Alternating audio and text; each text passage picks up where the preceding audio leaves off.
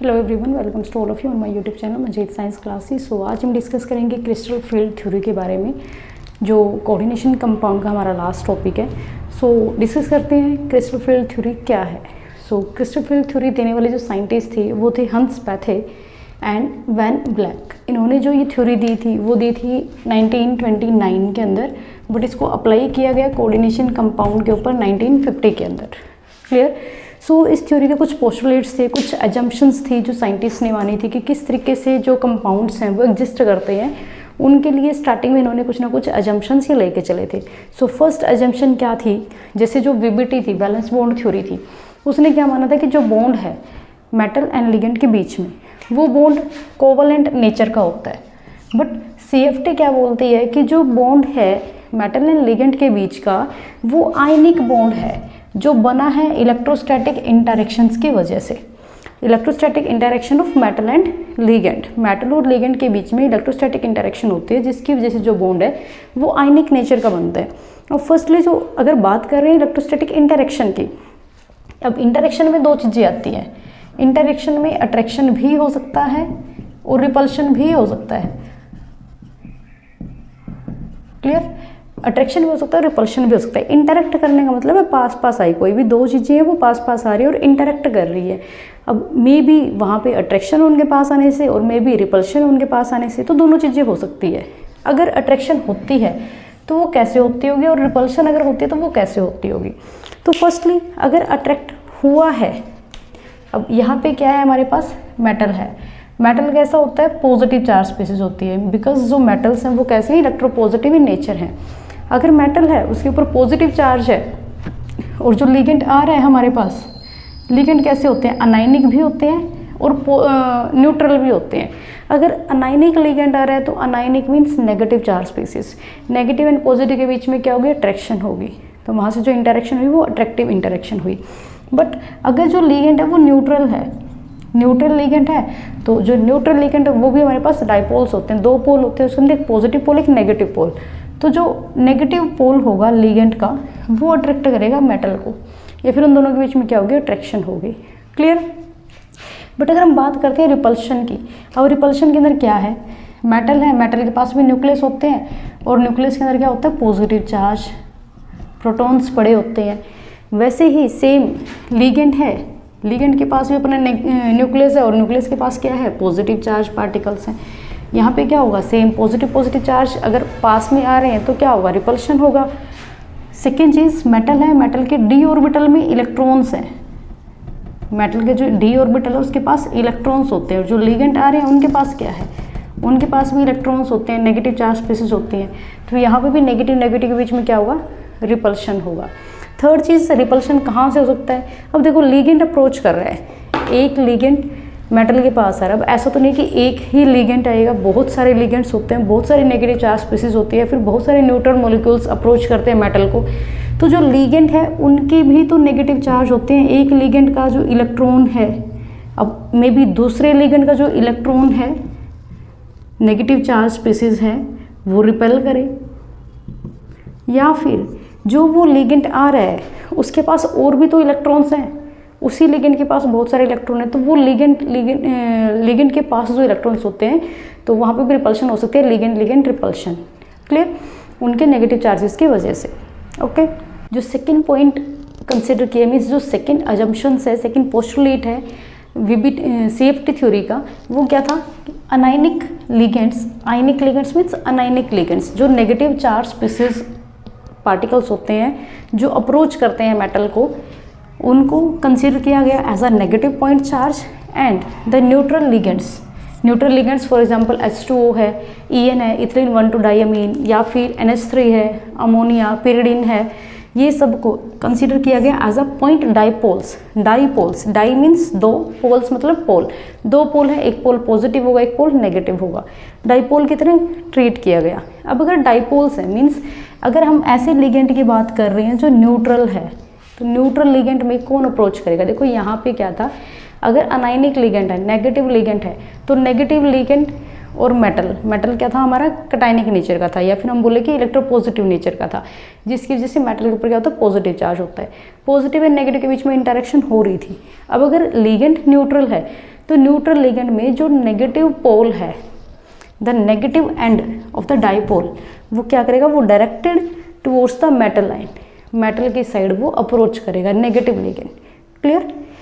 Now the third postulate is the arrangement of ligands around the central metal ion is such that the repulsion between these ligands are minimum। Means जो ligands है वो metal के surrounding में इस तरीके से arrange करेंगे खुद को कि जो लिगेंड्स हैं उनके बीच में रिपल्शन कम हो। बिकॉज एक लिगेंड दूसरे लिगेंड के पास पास हो जाएगा, लिगेंड के पास इलेक्ट्रॉन्स होते हैं, पॉजिटिव चार्ज स्पीसीज होती है, तो वो रिपल्शन करेंगे और जो हमारी स्ट्रक्चर है, फिर जो हमारी ज्योमेट्री है वो डिस्टॉर्टेड हो जाएगी। सो दैट्स वाई स्टार्टिंग में ही जो लिगेंड्स की अरेंजमेंट है मेटल के सराउंडिंग में वो कुछ इस टाइप से होगी कि जो रिपल्शन है वो कम हो। Clear. And now fourth point is the 5d orbitals in a free metal ion are degenerate. Degenerate का मतलब होता है सेम एनर्जी। इसने बोला कि जो 5 ऑर्बिटल है जो 5d ऑर्बिटल्स हैं, अब देखो आपने प्लस वन में भी पढ़ा होगा, हमारे पास d शब्द शेल के अंदर 5 ऑर्बिटल होते हैं, dxy, dyz, dzx, dx² minus Y square और dz²। ये हमारे पास 5 ऑर्बिटल होते हैं डी शब्द शेल के अंदर। तो यहाँ पे क्या बोला कि जब कोई मेटल फ्री है, मीन्स उसके साथ कोई भी स्पीसीज, कोई भी लिगेंड अटैच नहीं है, वो फ्री स्टेट में है, तो वहाँ पे उसके जो 5 ऑर्बिटल है वो सेम एनर्जी लेवल के अंदर होते हैं, मीन्स उनकी जो एनर्जी है वो सेम होती है, वो डिजनरेट होते हैं। क्लियर। बट जैसे ही कॉम्प्लेक्स फॉर्म होगा, जैसे ही कोई भी लिगेंड अप्रोच करेगा, the electrostatic field of ligands destroy the degeneracy of these orbitals. अभी हमने सेकेंड और फर्स्ट जो पॉइंट पढ़ा था पोस्टुलेट का, वहाँ पे हमने क्या बोला था कि जब कोई भी मेटल और लिगेंड अप्रोच करते हैं तो वहाँ पे इलेक्ट्रोस्टैटिक इंटरेक्शन होती है, इलेक्ट्रोस्टैटिक इंटरेक्शन होती है, और वो इंटरेक्शन किसी भी टाइप की हो सकती है, अट्रैक्शन भी हो सकता है और रिपल्शन भी हो सकता है। तो यहाँ पे क्या बोला कि स्टार्टिंग में जब मेटल अकेला था तब कोई भी एनर्जी डिफरेंट नहीं थी 5 ऑर्बिटल्स की, वो सेम एनर्जी के अंदर थे। बट जैसे ही कोई भी लिगेंड अप्रोच करता है किसी भी मेटल को, तो वहाँ पे उस लिगेंड्स के इलेक्ट्रोस्टैटिक फील्ड की वजह से जो डिजेनरेसी है 5 ऑर्बिटल्स की वो ख़त्म हो जाती है। Clear. The ligands lie in the direction of the ligands are raised in energy more than those lying away from the ligands due to repulsion between d orbital electrons and ligands। अब देखो इसका मतलब क्या है, इन्होंने बोला कि हमारे पास जो ligands हैं, फॉर एग्जाम्पल d ऑर्बिटल्स हैं, पहले d ऑर्बिटल की शेप समझो, उसके बाद ये पॉइंट अच्छे से समझ आएगा। अगर किसी ने नोट करने हैं पॉइंट्स ही नोट कर लो, then third and fourth point को मैं रब कर देती हूँ। ओके हमारे पास 5 ऑर्बिटल्स हैं। पहले हम लिखते हैं इन जो ऑर्बिटल्स हैं इनकी शेप को डिस्कस करते हैं कि जो शेप है वो किस टाइप की होती है। क्लियर। तो फर्स्ट हमारे पास dxy, X and Y axis के इन बिटवीन होता है dxy, X axis Y axis, इनके बीच में जो ऑर्बिटल्स होंगे वो होगा हमारा dxy orbital, and Y axis के बीच में in between the axis dxy।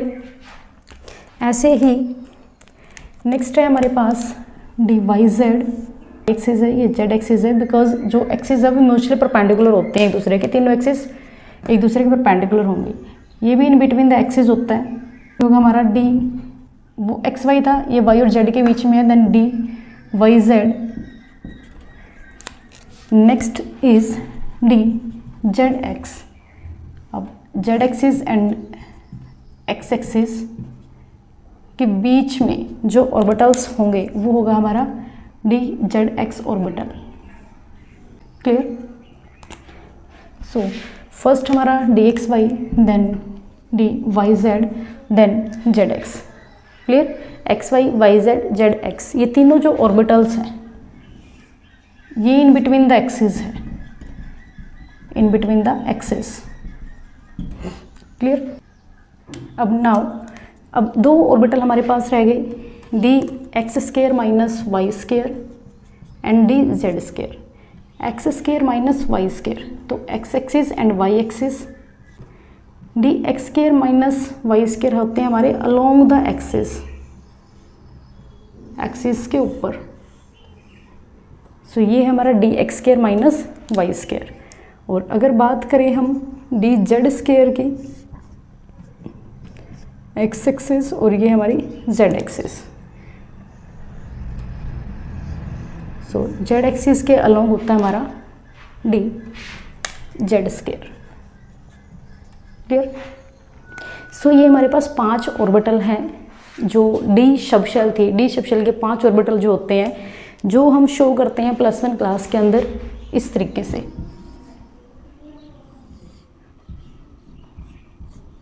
ये जो 5 ऑर्बिटल शो की जाते हैं डी ऑर्बिटल्स, डी सबशेल के, वो 5 ऑर्बिटल की जो शेप है वो कुछ इस तरीके से होती है।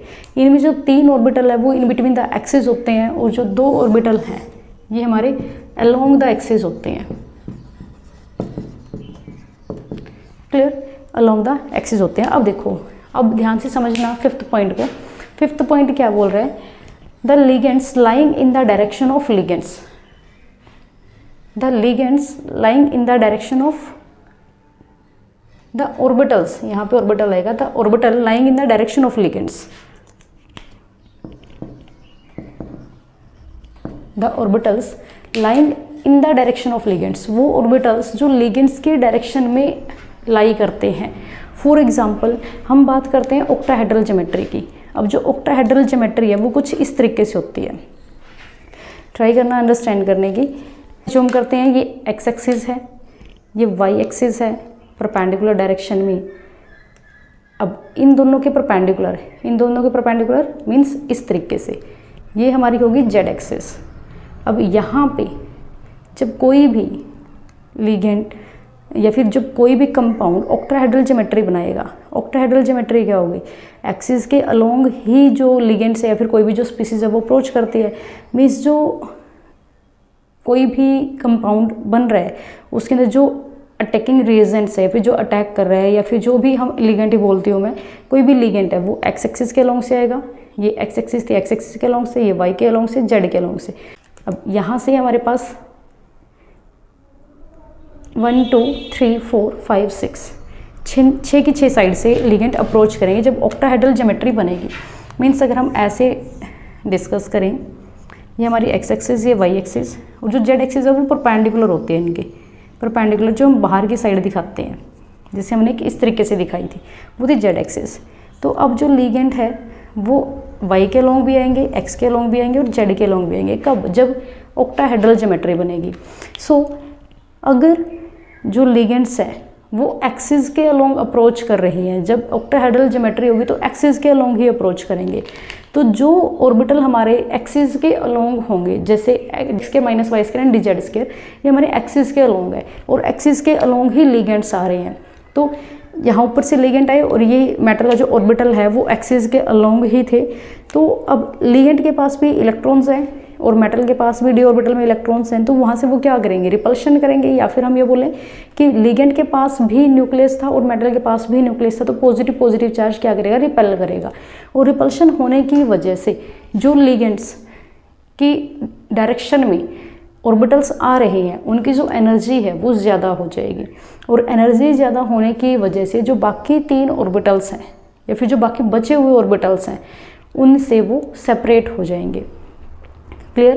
कहने का मतलब है, एक तो लिगेंड यहाँ से आई, लिगेंड यहाँ से आ रहा है और ऑर्बिटल इनके बीच में है, तो यहाँ पे रिपल्शन कम होगी। अगर लिगेंड भी यहाँ से आ रहा है और ऑर्बिटल भी इसी डायरेक्शन में, जैसे ऑर्बिटल ये रहे, ऊपर से ही लिगेंड आया, यहाँ से लिगेंड अप्रोच कर रहा है और सेम डायरेक्शन में हमारे ऑर्बिटल्स हैं, तो ये रिपल्शन क्या होगी? ज़्यादा होगी। But in case of this type of orbitals, अगर लिगेंड एक्सिस के अलोंग आ रहा है और ऑर्बिटल्स जो हैं हमारे वो एक्सिस के बीच में है, तो यहाँ पे रिपल्शन कम होगी। सो जहाँ पे रिपल्शन कम होगी वहाँ पे एनर्जी कम होगी। एनर्जी कम होगी तो जो ऑर्बिटल्स है वो थोड़ा डाउनवर्ड लाई करेंगे और जिनकी एनर्जी ज़्यादा होगी वो थोड़ा सा ऊपर की साइड लाई करेंगे। ये था हमारे 5वें पोस्टुलेट का मतलब। क्लियर? सो अब देखते हैं डिजेनरेसी कैसे होगी, किस तरीके से जो ऑर्बिटल्स है वो स्प्लिट करेंगे। अब हम डिस्कस करते हैं splitting of D orbitals in octahedral complexes. जैसे अभी मैंने लास्ट में आपको ऑक्टाहेड्रल का ही एग्जांपल दिया था कि एक्सिस के अलोंग लिगेंड अप्रोच करते हैं। अगर हम बात करें ऑक्टाहेड्रल ज्योमेट्री की, ऑक्टाहेड्रल ज्योमेट्री होती है हमारी, जैसे ये कोई भी मेटल है, ये ऑक्टाहेड्रल ज्योमेट्री होती है। यहाँ से जो लिगेंड्स है वो अप्रोच करते हैं। अब जो लिगेंड्स हैं, अब ये हमारी क्या है, एक्सिस है। अब किस तरीके से देखा गया, जैसे एक्सिस हम वैसे तो नॉर्मली इस तरीके से देखते हैं, या फिर और सिंप्लीफाई करूँ मैं इसको, जैसे इस तरीके से हम बोलते हैं ये एक्स एक्सिस, ये वाई एक्सिस, इस तरीके से देखते हैं। मीन्स ऐसे एक्स वाई एक्सिस है, ठीक है, ये आपको ऐसे ही दिखती हैं। बट अगर हम इसको थोड़ा सा घुमा दें तो ये कैसे हो जाएंगे, इस तरीके से हो जाएंगे। तो ये हमारी एक्सिस ही हैं, जस्ट थोड़ा सा उसको देखने का जो तरीका है वो थोड़ा सा टिल्ड किया हुआ है। मीन्स उसको थोड़ा सा घुमा के रखा हुआ है कंपाउंड को, ताकि ईजिली अंडरस्टैंड कर पाए। बिकॉज अगर हम इसी तरीके से ज्योमेट्री देखेंगे तो यहाँ से हम क्या करेंगे, यहाँ से हम जेड एक्सिस को ड्रॉ करेंगे, और जब हम जेड एक्सिस को उसी तरीके से ड्रॉ करेंगे तो वहाँ पे हमें लगेगा कि जो ये डिस्टेंस है यहाँ पे थोड़ा पास है जो लिगेंड्स, और यहाँ से थोड़ा दूर है। इस वजह से उस तरीके से इसको राइट किया गया है। बट है ये वही सेम एक्सिस के अलोंग ही। जैसे ये एक्स एक्सिस वाई एक्सिस हैं, देखने में ऐसे दिख रहे हैं, बट इसको थोड़ा सा अगर घुमा के देखें तो ये कुछ इसी टाइप के दिखेंगे, जबकि हमने पास नहीं लिया है इनको, ठीक है। और जो जेड एक्सिस है वो इसके परपेंडिकुलर है, तो उसको हम इस तरीके से देखेंगे। क्लियर, इसके परपेंडिकुलर है, जो वहाँ पे हमने शो की है, ये आगे और पीछे से। मीन्स इस तरीके से हम इसको शो कर सकते हैं, above the plane and below the plane. Clear, तो ये है हमारी ऑक्टाहेड्रल ज्योमेट्री, जो हमने मोस्टली कंपाउंड्स के अंदर बनानी है। अब ऑक्टाहेड्रल ज्योमेट्री के अंदर क्या होता था, जब रिपल्शन कब होगी, जब लिगेंड्स अप्रोच करेंगे मेटल को। अब देखो स्टार्टिंग में क्या था, हमारे पास डी ऑर्बिटल्स हैं। डी ऑर्बिटल ग्राउंड स्टेट के अंदर, जब कोई भी मेटल है वो फ्री स्टेट में है, उसके साथ कुछ भी अटैच नहीं है, तो जो डी ऑर्बिटल्स हैं वो कैसे होंगे, ग्राउंड स्टेट में होंगे और डी जनरेट होंगे। मीन्स सेम एनर्जी होगी। डी जनरेट का मतलब सेम एनर्जी होता है, सेम एनर्जी होगी। क्लियर, जैसे ही लिगेंड्स अप्रोच करना शुरू हुआ, मीन्स जो मेटल के ऑर्बिटल्स हैं, अभी मैं 2 ही ऑर्बिटल दिखा रही हूँ। जैसे हम एज्यूम कर लेते हैं ये d x square minus Y square वाला ऑर्बिटल है। अब जब d x square minus Y square, x axis और वाई एक्सिस के अलोंग से ऑर्बिटल लिगेंड्स आते हैं। अब जैसे लिगेंड आ रहा है, पास तो नहीं आया बट आ रहा है, दूर है थोड़ा सा, तो जैसे ही लिगेंड आ रहा है तो यहाँ से रिपल्शन थोड़ी बहुत फेस होगी इनको, बट ये डीजनरेट ही रहेंगे। क्लियर, अब रिपल्शन फेस हुई डी ऑर्बिटल्स को, जो मेटल के डी ऑर्बिटल है उसके अंदर जो इलेक्ट्रॉन्स हैं उनको थोड़ा सा रिपल्शन लग रही है, बट पूरी तरह से अप्रोच नहीं किया लिगेंड ने। सो जो डी ऑर्बिटल हैं वो थोड़े से एक्साइटेड हो जाएंगे, वो अपनी परटर्ब्ड स्टेट के अंदर चले जाएंगे। Perturb state means excited state में चले जाएंगे, बट डीजनरेसी अभी भी है। पांचों के पांचों जो ऑर्बिटल है वो अभी भी साथ साथ हैं।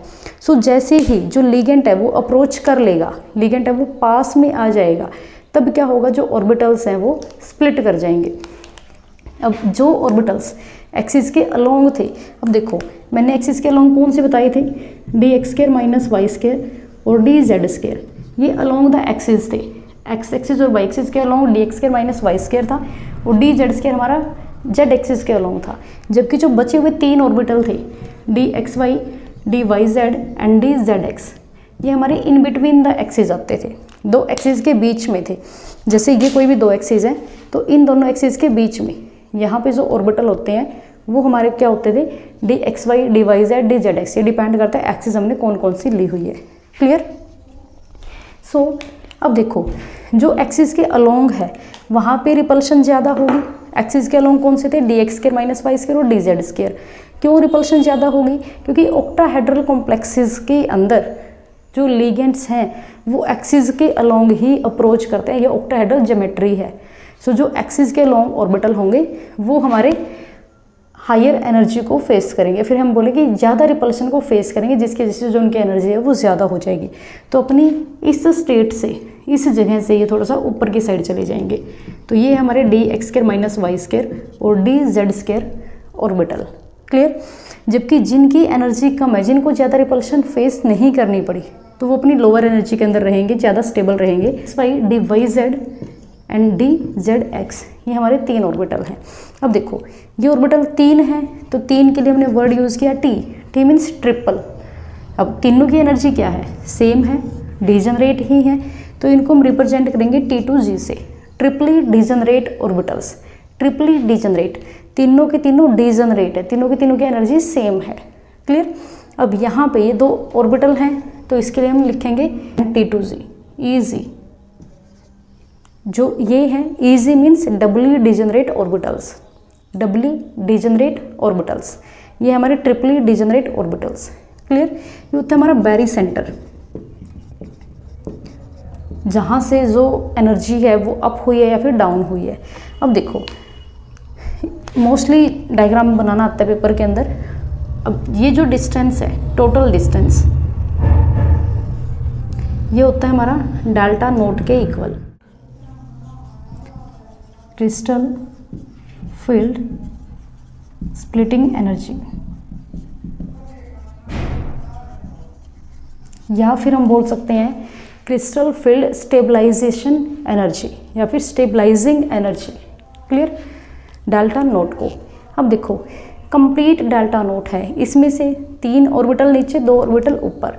अब एक इसको याद करने का तरीका देखो, जब टेट्राहेड्रल में हम करेंगे तो अलग हो जाएगा।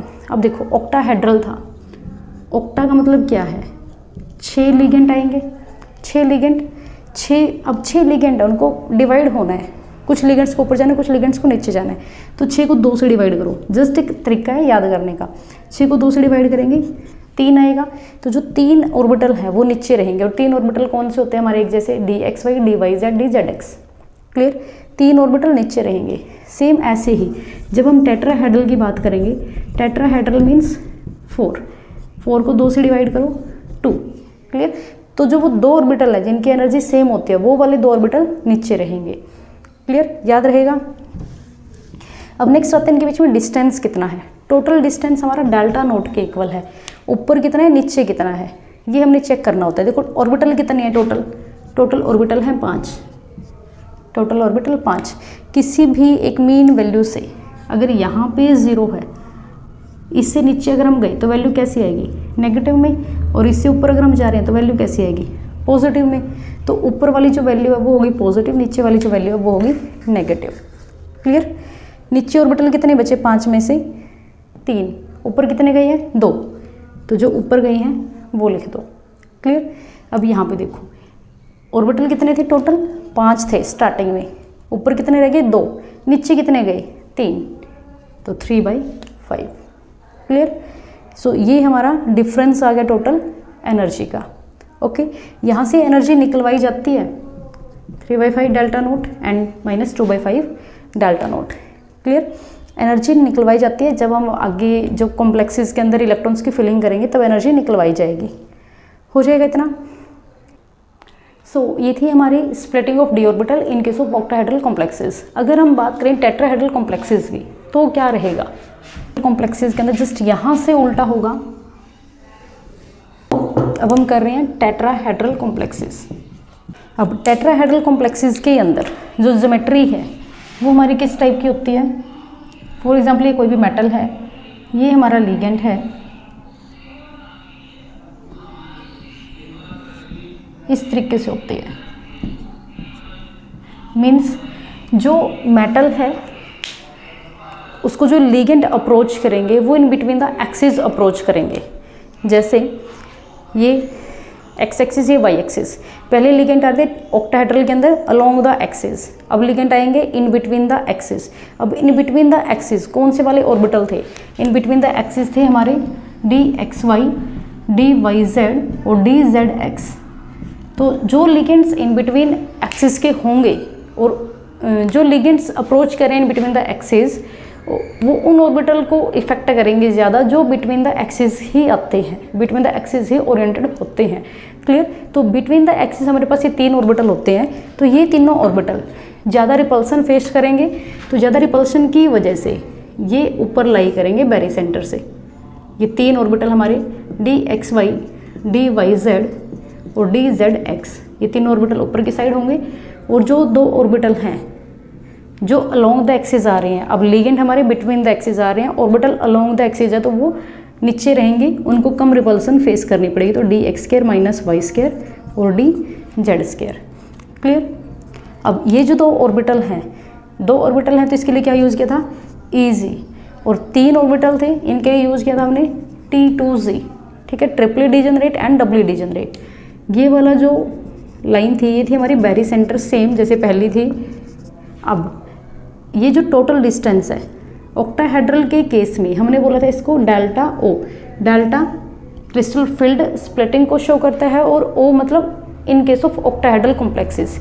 टेट्राहेड्रल के अंदर हम शो करेंगे डेल्टा टी से, crystal field splitting energy in case of tetrahedral complexes. Clear? So ये होगा हमारा डेल्टा टी। वही सेम चीज़ यहाँ का जो नीचे का डिस्टेंस है यहाँ से लेके यहाँ तक, ये हमारा नेगेटिव में होगा। टोटल ऑर्बिटल 5 थे तो नीचे वाला डिस्टेंस नेगेटिव में और ऊपर वाला हमारा पॉजिटिव में। टोटल 5 है तो नीचे 5 लिख देंगे। अब ऊपर 3 है, नीचे कितने रहे 2, तो 2 आ जाएगा 2/5, और नीचे 2 है ऊपर कितने गई 3, तो -3/5। क्लियर? बाकी सेम रहेगा। ऑक्टाहेड्रल एंड टेट्राहेड्रल कॉम्प्लेक्सेस के अंदर किस तरीके से स्प्लिटिंग होती है डी ऑर्बिटल की, ये हमने डिस्कस किया इस वीडियो के अंदर। नेक्स्ट वीडियो के अंदर हम डिस्कस करेंगे कि जो ये डेल्टा नोट है क्रिस्टल फील्ड स्प्लिटिंग एनर्जी है या फिर क्रिस्टल फील्ड स्टेबलाइजेशन एनर्जी है, ये क्या होती है, कौन कौन से लिगेंड ऐसे हैं जिनके केस में जो कॉम्प्लेक्सेस है वो outer spin and inner spin complexes बनते हैं, या फिर हम बात करेंगे inner spin complexes and outer spin complexes क्या होते हैं, means high spin complexes and low spin complexes क्या होते हैं डिस्कस करेंगे, और outer complex and inner complex क्या होते हैं उनको भी डिस्कस करेंगे।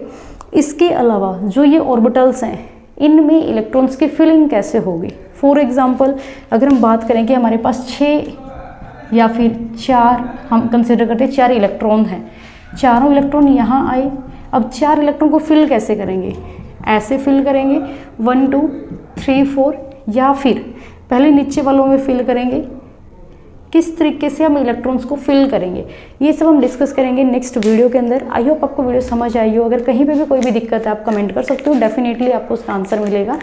Thank you, have a nice day.